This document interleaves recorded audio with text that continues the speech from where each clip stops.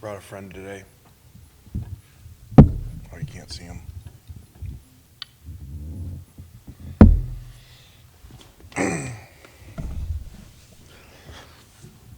Speaking of that, the life-size one was a little bit creepy when Kyle took me over there and showed me that. It's not really life-size, though. It's actually about a foot shorter, I think. All right, so I think the players are really excited for this matchup. Records don't matter whenever you play these games. And, crazy game a year ago that I got to watch. And you can see the emotions of the players, so we got to be very careful not to make mistakes by letting our emotions get too high. So, still a lot of work to do this week for the game, but hopefully, the chance of having a head start, will help us. Starts off, Perry. Lane, any change in your COVID numbers? They were good on Monday.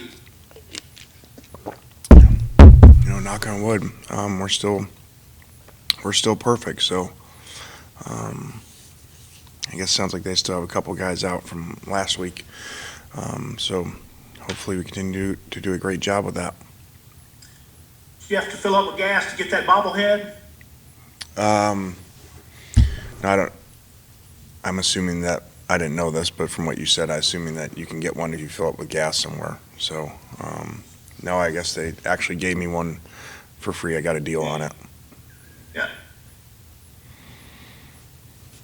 Go ahead, Nick. I've come a long ways in this world that you get a bobblehead of me if you fill up with gas. So I feel like I've made it. I feel like I've made it now, Parrish. Keep working. One day they'll make a bobblehead of you.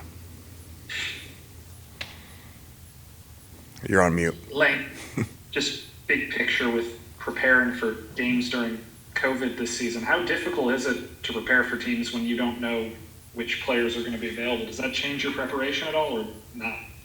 Well, you don't know, so I mean, there's not really any way to prepare that someone's not going to be there. I guess Mike said, I think a couple of the outside backer DNs weren't playing that didn't play last week, so I guess he already said that. So I guess we know that, but otherwise you can't really predict who's going to not be there. Other questions for Coach? We'll go back to Parrish. Hey, Lane, State's obviously got some scholarship number issues, and they have some opt-outs and things like that. You mentioned the emotions of this series. I mean, as a coach, can you use that to your advantage? I mean, is that something that can help you rally your players, get them to play hard? I mean, obviously, they played close at Georgia. Yeah, I think you got to be careful, buying into the numbers, I think maybe Georgia, maybe thought it was going to be an easier game than it was just because they'd heard the numbers of guys out and how they had played lately. And you still only need so many to play, so even if your numbers are down, if you're not out significant players, sometimes it's not that big a deal. So, and maybe that's why he said the guys were out already, just to kind of lay low in the weeds and make us feel good. But you got to be careful with that. Always, whenever, you think you're supposed to win, a lot of times you play down. Neil, go ahead. Lane, you referenced this a few times, but having that, I guess, couple of years at USC when you guys were down scholarship numbers and there was all that kind of tumult with that, has that sort of helped you navigate this weird year this year where it's first year in a program and you've got all the pandemic stuff and stuff's kind of happening that doesn't typically happen in a normal season? I just think a little bit maybe in how you practice and, with less numbers when guys were down and stuff and your practice format, but still nothing that you wish for, but I guess I've had a little practice at it. And I guess you saw the news about Coach Saban this morning. You coached in some of those games as a coordinator. What will an Iron Bowl without Nick Saban on the sideline feel like and look like, in your opinion? I just think it'd be really strange. I think, anytime the head coach is out, it's one thing, But, you know, when the head coach runs the program like he does, you know, in all facets and has been there so long, I think that will be strange, especially for the players, you know. Now, it's not as big a blow as some places because he's not a play caller. You know, if you lose a head coach that's a play caller, you know, that's a gigantic blow. So he doesn't call the defense, but I think it'll be very strange for everyone watching, but especially for the guys playing.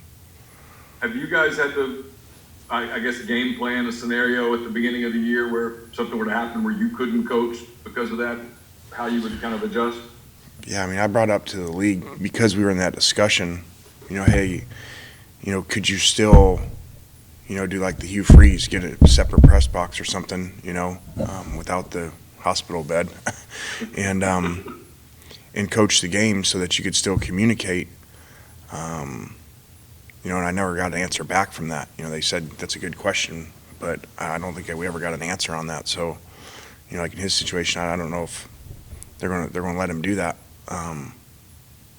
Actually, the first time he got it, I actually texted him that day saying, you know, check into that so that you could still, you know, you could still coach, because they never gave us an answer. So I don't know what they're gonna do there.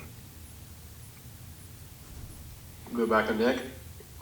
Going off of that, just based off of guys you've talked to in the program and in the state, can you get a vibe of how this rivalry compares to the Iron Bowl? Have you gotten that yet, or is that something you kind of have to experience your first time at it? Not necessarily. You know, we did, you know, have what I call power hour, where last night we got on the phone with a lot of kids, you know, because we're a little bit ahead of schedule with, you know, having 2 weeks to prepare, and they certainly all knew the game was happening, that's for sure, you know, and it sounded like a lot of them going to the game too, even though, you know, we can't talk to them and stuff.